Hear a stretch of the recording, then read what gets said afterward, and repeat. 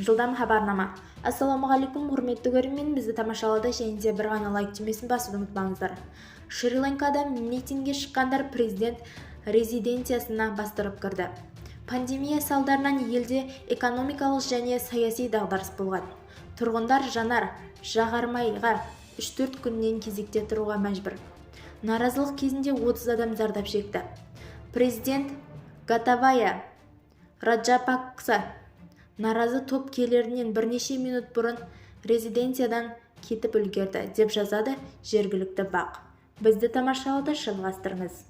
Жылдам хабарнама. Ассалаумағалейкум, құрметті көрермен, бізді тамашалауды және де бір ғана лайк түймесін басуды ұмытпаңыздар.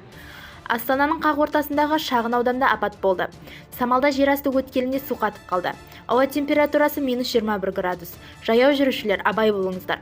Барлық қаладағы құбырлар мен желілерде бір уақытта тозығысы жетіп келіп, шыдамы таусылған сияқты. Бізді тамашалауды жалғастырыңыз.